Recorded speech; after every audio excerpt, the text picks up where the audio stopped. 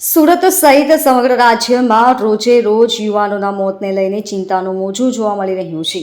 ત્યારે સચિન વિસ્તારમાં એક યુવકનું અચાનક મોત નીપજ્યું હતું. ડાઇંગ મિલમાંથી કામ કરી ઘરે આવ્યા બાદ છાતીમાં અચાનક દુખાવો પડ્યા બાદ તેનું મોત નીપજ્યું હતું.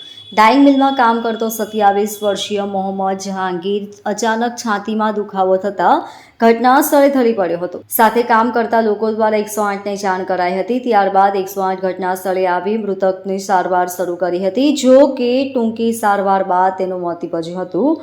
સચિન જીઆઈડીસી પોલીસે મૃતકને પીએમ ખાતે મોકલી વધુ તપાસ હાથ ધરી છે.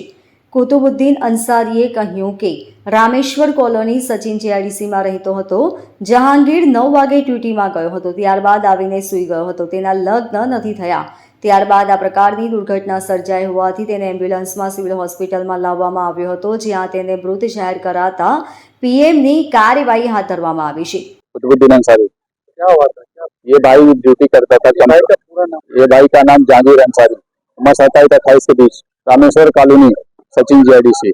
ये घटना तो मैं आज अभी सुबह में सुना। ये कल 9 बजे ड्यूटी गया, उसके बाद सुबह में पता चला कि ऐसे ऐसे बात हो गया। एम्बुलेंस से यहाँ लेके आए तो यहाँ पे आया तो देख मतलब पता चला कि एक्सपायर हो गया है।